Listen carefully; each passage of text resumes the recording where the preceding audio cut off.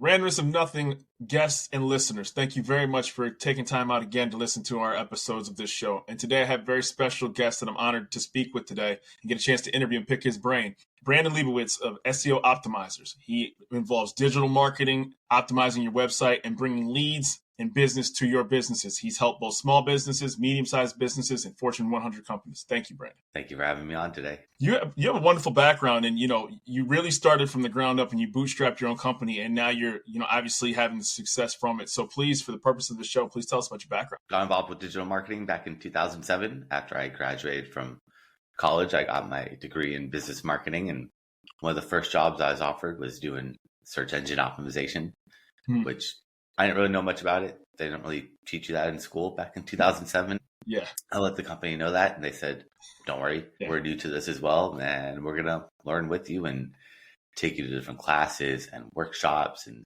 seminars. And after doing that for a few months, I just realized everyone's probably going to have a website in the future, and SEO is a way to get free traffic, and who wouldn't want free traffic? So that got me sticking with search engine optimization and working at different advertising agencies as a director of SEO, and before work and after work and on my lunch breaks, I'd work on my own company, and eventually was able to build that up to quit my job, and been doing this ever since, just helping people tap into that free traffic from search engines or LLMs or wherever people are searching. What was it like being at the forefront of maybe I need a website, maybe I need a digital presence, to you absolutely have to have one, no questions asked? So, what was that phase like? 2007 is not that long ago in the greater scheme of post 2000s, but 18 years is a lifetime in technology and web, utilization, because YouTube only came out in 2005. That's pretty amazing. Yep, no, it's changed a lot, and it's evolved a lot since back then. Nobody understood why I need to have a website. Now everyone's like, I need to have a website. It's like the opposite. So back then it was like some people kind of saw the future and were trying to build that presence, like the company I worked at. But most people were just happy to do traditional sales, brick and mortar. And now it's changed a lot, where brick and mortar is unfortunately starting to fade away from the online, the Amazons and those big players that just kind of dominate and run the show. Without question. So when you got your start and you're first getting, your feet wet into the pool of SEO optimization to where you've gotten right now, what are some of the best business practices to administer to that company that doesn't want to drive sales or doesn't have the proper rankings or doesn't have, they have a great product or perceived to be great product, but they're not getting that traction and traffic that their product and services warrant? SEO is like a puzzle, and there are a lot of pieces to that puzzle. All of them are very important, but some are much more important than others, like content. Yes. And this one doesn't require any coding or any technical knowledge. It's just Google loves text. Search engines, LLMs, they all want content, meaning text. Images, videos, they're getting better at it, but they still prefer text. And the more text you put on your website, on each page on your website, not just the homepage, but every page that you want to rank needs to have text that describes what that page is about with keywords in it. You don't want to just spam, though. You want to make it for the reader, but the more content you put in there that describes what that page is about, the more likely that you will show up for when someone is searching for that. And usually you need to put a couple hundred words of text on each page, which I know most people don't want to put a lot of text on each page. And I just tell people, put it at the very bottom of your page, because most people are not going to really scroll to the very bottom of a page, but search engines and the robots, they'll read from top to bottom and they'll see that content, they'll pick it up, and they'll be able to better understand what that page is about. Just don't hide it. That's one thing where you can actually get penalized. And if you do the wrong things, instead of moving up, you drop down, which we don't want that to happen. So where you're like hiding stuff in font size 0.001 or anything that seems like you're manipulating or trying to hide something. Google's been around for 30 plus years. They've seen these tricks and they're happy to penalize people. We don't want that to happen. Do you know how the SEO now it goes from, the US based versus, I know there's a lot of laws that they pass over in Europe and things like that when it comes to different regulations and rules. Have you had any experience with SEO in North America versus abroad? No, I've helped out people in even where they don't speak English. And Yeah. it's a little tricky though, because Sure. Yeah.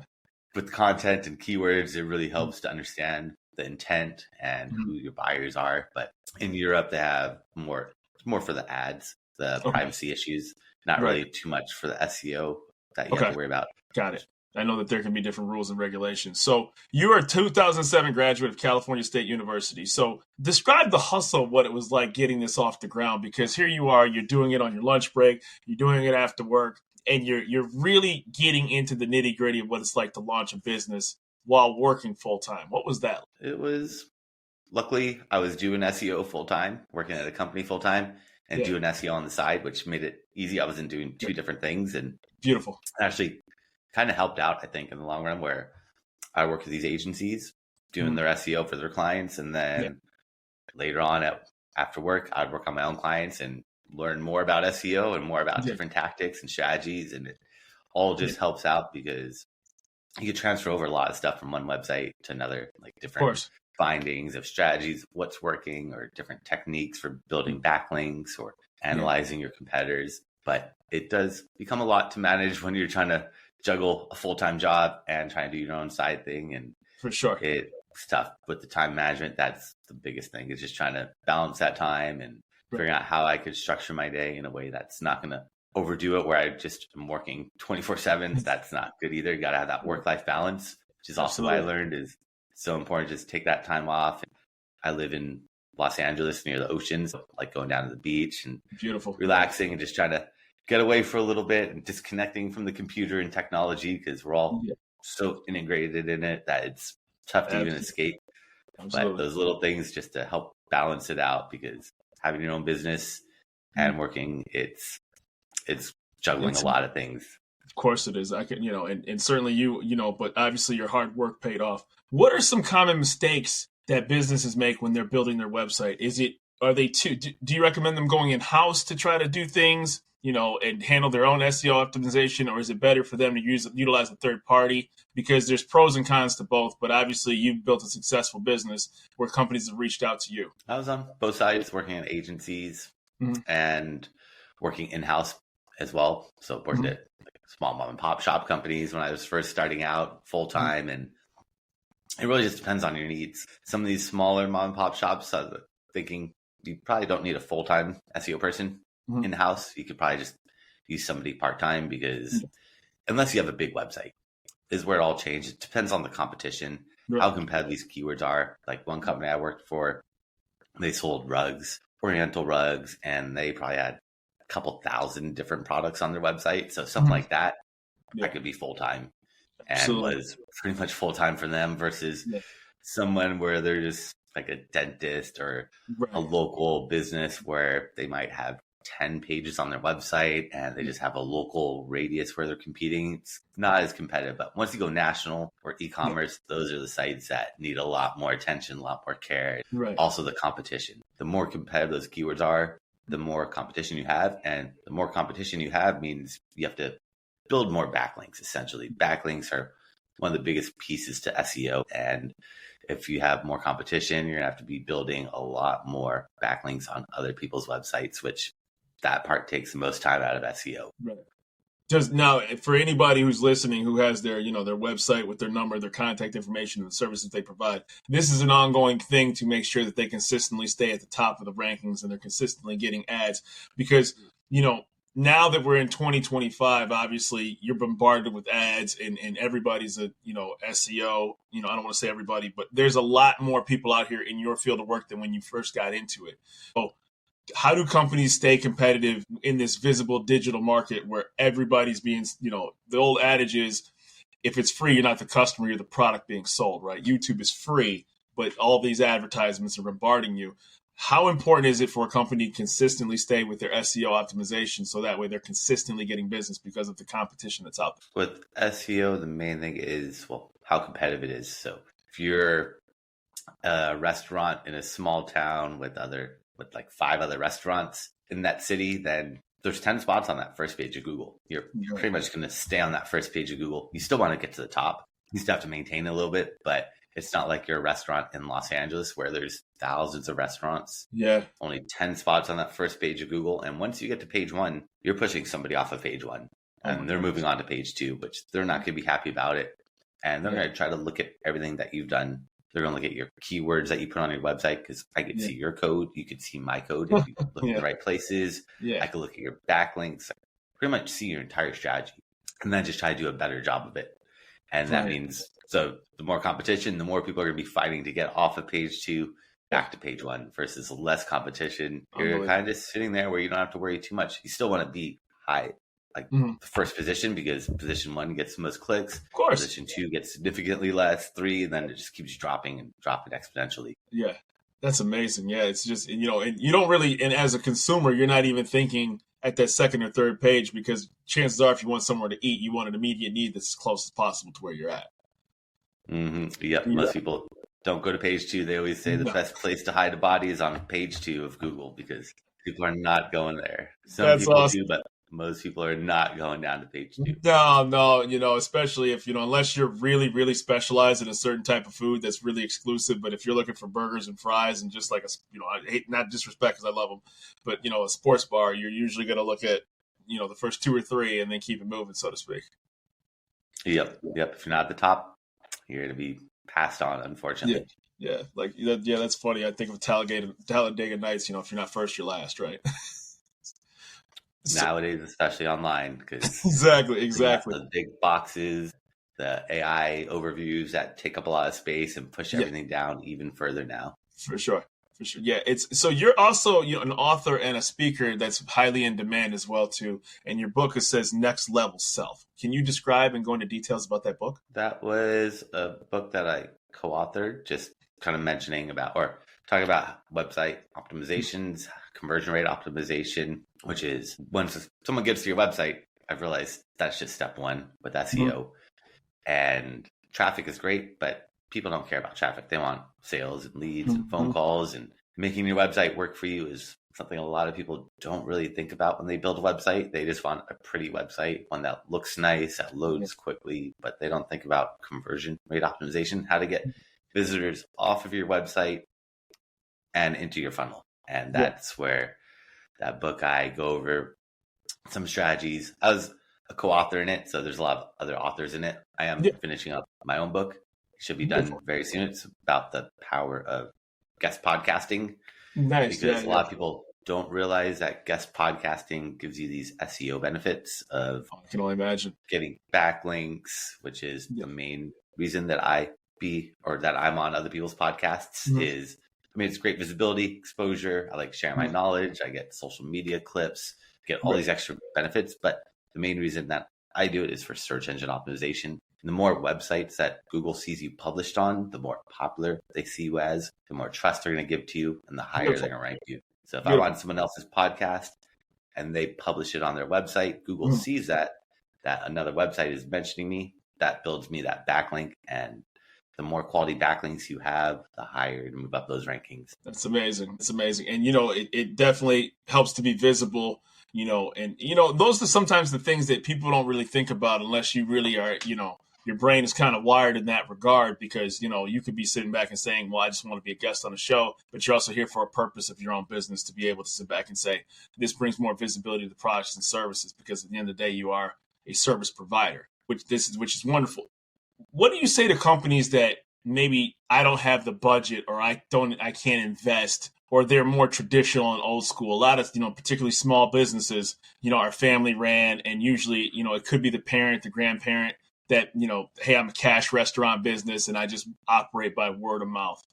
Have you ever had those situations where you kind of had to kind of quote unquote get them kind of kicking and screaming to get to this point to be able to kind of come to the 21st century, so to speak? Especially back in 2007, 8, 9, 10, those early days. That's when people didn't really understand. Nowadays, most people kind of get it. Still have to educate, but it's a lot easier. But most of the ones back when I first started, they want to do it, but then eventually they would reach out and be like, hey, I got to get online because all these other people are taking business away from me and I need to be visible. So it's kind of that slow trickle where you can't really force them to do it, but over time they'll see that someone else is taking that traffic away from them. No question. they're not getting those phone calls that they want to do or Yeah. that they're looking for. And then they'll reach back out, and then we'll get them on track and move them up those rankings, get them back up there so their competitors aren't taking all that traffic away from them. Yeah, it's almost like all the restaurants that didn't do delivery, but now everybody partnered with DoorDash just because they had to,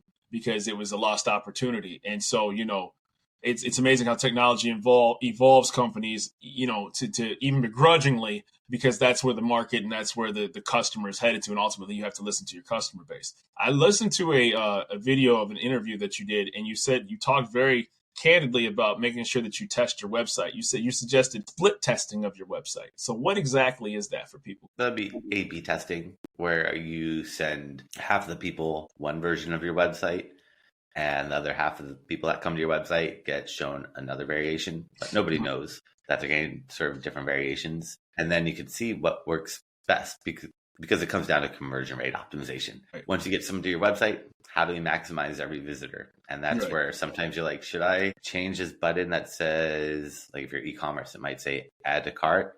Maybe you change it to buy now, or maybe you change the add to cart button from yellow to red or pink. And then you can test to see, do conversions increase or decrease? And that's where you can A/B test and split test your traffic to see really what's working. Right. Amazon is notorious for doing it, where they run thousands of tests. Like if we both go to Amazon right now, we're probably going to get shown a different version. It's going to look very, very similar. Maybe they move the add to cart button up a centimeter or a millimeter. So we're not really going to see these big changes. That's insane. That's nuts. But it all changes psychologically how you behave online. It's interesting. That's insane. I didn't even, when you mentioned that, it never even dawned on me. And then you're like, Amazon, like you literally could be looking at something totally different than myself. What's funny is, now when for anybody who has Prime now, they've evolved where you can actually buy on the screen during the commercial that's playing during your Amazon commercial now, because they're like, why miss an opportunity to sell somebody something during your Amazon Prime commercial? You can add it right to your cart while watching on TV. And you're like, oh my gosh, like this is insane. And, but it resonates because you're halfway tempted because it's so convenient to now do it while you're watching TV. It's not like I have to pause my show, go to my phone and make a Christmas present purchase. They already know what likely you're to buy by doing it right on your TV. I have not seen that one yet. Yeah, it's wild, man. It's crazy. Like literally, because now, all the streaming services have commercials that are playing, and during the commercial, there's a little add to cart button during the commercial. Now they're making it simplified. The convenience is number one. They want to make it so easy, like one click add to cart or one click checkout. That's makes it where it's just the convenience aspect, especially on mobile, where people have cell phones. And with traditional e-commerce websites, like all my old clients, like to check out on mobile, it takes a lot of time. Like most people would never get checkouts on mobile. Most people would get traffic from mobile, and then they would get the conversions on desktop. But Amazon makes it so easy with that one click where you don't have to put your name, your email, your phone number, your address, your zip code, your state, all this stuff over and over again on a small mobile device. It's tough, and people don't like that. So it's all about just like trying to figure out how I can make it the buying process as easy as possible. That conversion rate optimization is really what it all comes back to. Is like, how do we get this traffic to convert? Because people spend money all the time on paid ads, and they'll get hundreds, thousands of visitors to their website. They'll come to me and be like, Brandon, I'm not getting any conversions. I'm like, well, we need to fix the website, or maybe the ads are off. But usually it's the website, the landing page, the funnel, how it looks, the visualizations of it has such a big impact that a lot of people don't even think about that. They're just like, let me send traffic to my homepage. But usually your homepage isn't the best optimized for conversions. Right. And that's where you just got to think like, what's going to be best to get people into my funnel, getting them to sign up for like a lead magnet so I could collect their email address before they leave, because half of any traffic to a website is going to leave immediately. So just trying to capture that traffic before they go. That's where the main thing is, how do we stop people from leaving? But it's inevitable. Right. Every website has that, but the more you can lower it, the better to keep people there. Without question, because, it's ultimately every, and I'm sure you help people with that, with how many people, how many seconds they did before they made a purchase, or they did make a purchase, so they added to their cart, but didn't make a purchase at that time. And those are the details that, if you're running your business, you may not even know that that's taking place. Like if you have a pizza business, somebody could be all the way to add to cart, but they don't make a purchase. And you say, why? What was wrong with, your purchasing buying process? Was it too cumbersome? To your point, it's almost like, now when you go buy gas, right? Like zip code, right? Then it's like, do you want a car wash? And, you're just like, oh my gosh, I just want to fill up my tank. And then it's become, now it's a 5-minute questionnaire. Like, next thing you know, there's gonna be a blood sample, being asked for just to pump your tank of gas for those who have, gas powered vehicles. Right. So, but now it's become cumbersome just to fill up your tank, because now they have to add extra services because now they're competing with just car washes. Right. Everyone's trying to upsell something else. And it's never ending. They get one idea and then everyone copies it. So one gas station does that. They all copy suit and say, hey, if it's working, no one's left your gas station, you're still getting people that buy. Yep. Let's test it out. Maybe we could get some extra revenue from other upsells. No question. Without question. It definitely, and as annoyed you are, I mean, you got to fill up, so you're not about, you can curse under your breath all you want, but there's nothing you can do about that. No, they know that. That's why they could do it.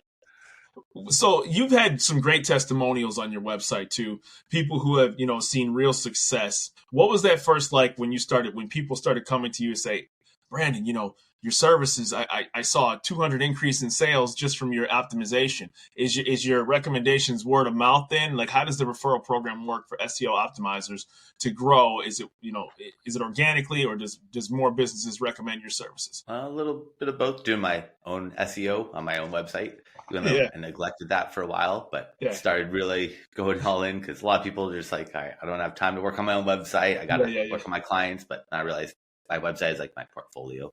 So I got to make sure it looks good. But usually it's word of mouth, and I teach classes.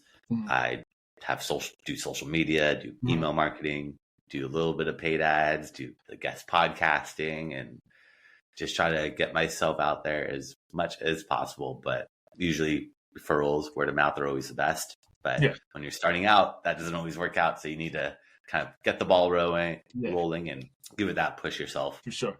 What's it like competing with people now, who use the bots to get people inflated traffic? Because that's a huge problem.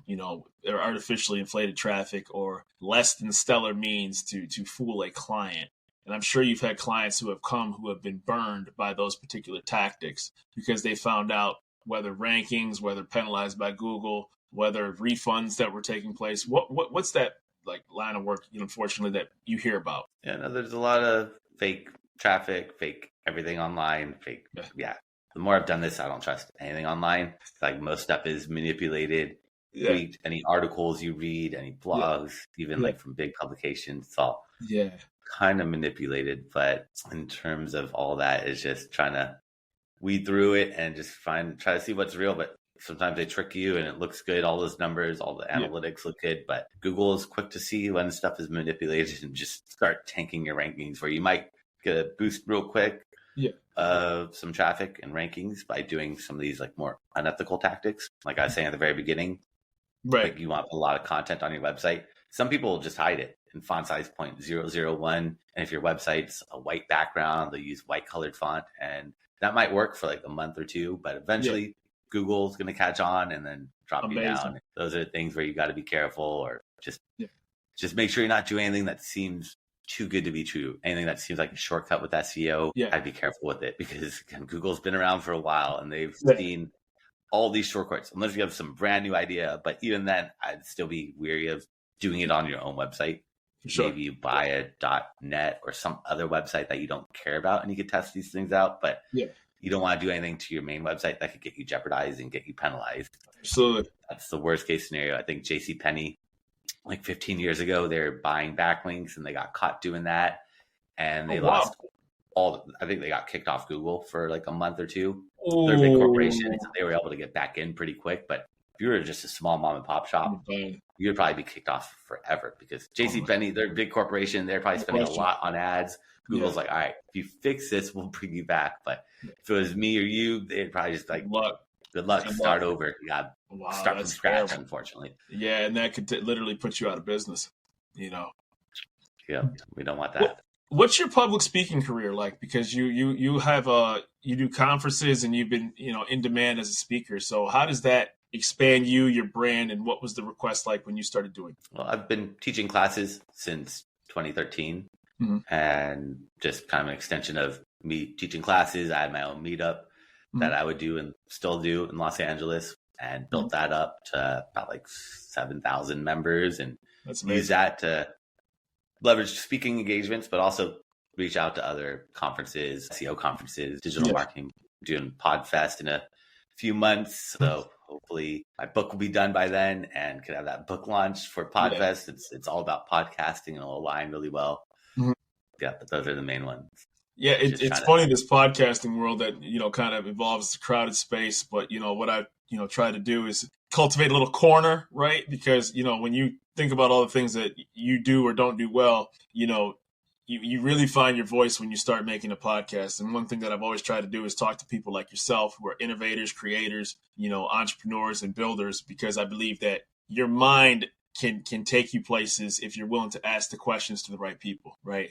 And what they do, how things functions. And, to be at the forefront of digital optimization when it really wasn't there, or it was a niche. And now to see it where it's everywhere, 24/7, 5-year-olds know how to navigate very proficiently online for the things that they're looking for. It's amazing to see it in real time. Yeah, there is no constant. It's always evolving and changing. And nowadays, every second, it seems like, with AI and everything. Before that, it was still changing a lot, but now it's just exponentially changing so fast that it's tough to even stay up to date with all the new platforms, tools, different places you could search, different LLMs that keep popping up, and without it's question. a lot. And so, what are the full breadth of services of a digital marketing agency that your company mainly focus on? SEO, search engine optimization, and paid ads. So getting you ranked up organically. Organic does take time. It takes a few months to get the search engines or LLMs to rank you. And in the meantime, a lot of people want paid ads or want immediate results. So those paid ads come into play where I could help out with Google, Facebook, Instagram, YouTube, or even Twitter, LinkedIn, whatever ads. It's all about knowing where your audience is. You don't need to be everywhere. You need to be where your audience is. And that's number one. I've heard that from a number of different people who are very successful. They're like, do one thing really well first, right? Do one thing really well first. And it's tough because, you almost have to pull the business owner or the entrepreneur or the creator back and say, just focus on one thing, sell this one widget really well first. And then, don't make 100,000 widgets, do one thing really well. Ultimately, that's how, Apple did really well at the very beginning and became the conglomerate that it is. They had one computer, right? They sold one computer really, really well. And it speaks volumes that sometimes you have to taper your own ambition, to make sure that you do one product or service really well. Yeah, sometimes you got to slow it down a little bit and not try to just jump all in and do everything all at once, but just pick and choose those battles. And once you get one done, then move on to the next. But if you try to do everything, you're just juggling too much and it's overwhelming. And then you don't put all your energy into the one that matters. Now you're splitting that energy 50-50 or however you split it, but it's not getting that full dedication that it needs to really grow and be as successful as possible. Well, and just briefly, think of building your own company first, right? You had to focus on just building SEO, and then it can evolve into the other branches from the avenues that you learned, right? So you took your skill set, used transferable skill sets to grow your company to where now you're very successful and you have clients coming to you, but you handled one particular portion for them really well, which is first getting them ranking. And then as you had other tools that you could utilize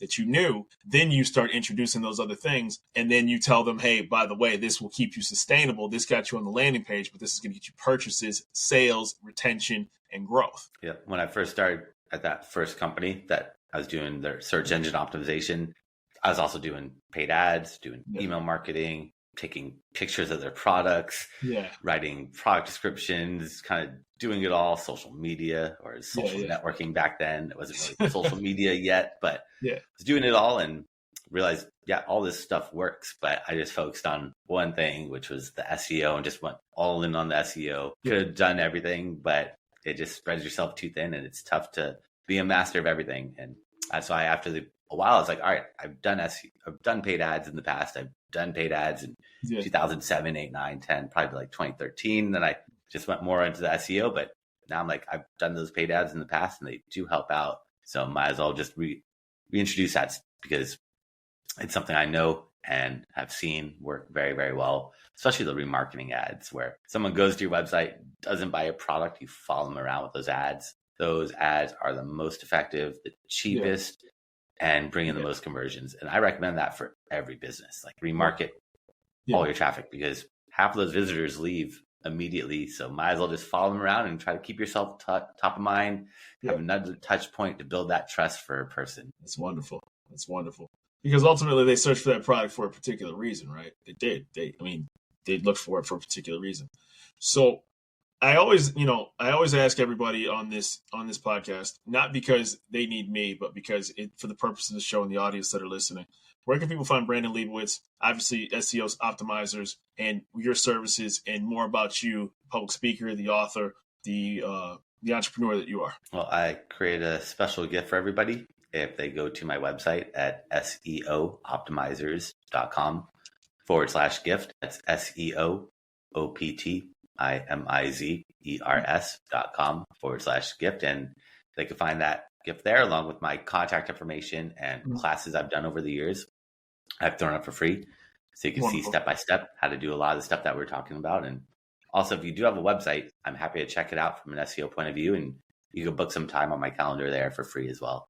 That's wonderful. I always applaud people like yourself that do podcasts, do shows, and tell people, the nuggets that you guys throw out there. Because in 2025, if you want to learn something, you don't have to look far to find it. Anybody who had Encyclopedia Britannica before had to really go chapter by chapter and then look up one by one. But people like yourself are willing to give these nuggets to people, and we just have to be willing to take the leap of faith and basically say, "Hi, my name is," so to speak, and let the chips fall where they may. Yeah, no, I'm glad to be able to share my knowledge with everybody, and hopefully it gives them some ideas of ways of getting creative and thinking outside the box of how to get search engines, LLMs to give them more visibility and tap into some of that free traffic that's out there. Wonderful. And as always, I'm very much appreciative, and I'll make sure that our conversations continue, because I think that, as people dive into this digital realm, it's very important to deal with people who are ethical and well-known and successful, such as yourself. So thank you for being on the Randomness of Nothing podcast, Mr. Brandon Leibowitz. Thank you for having me on today.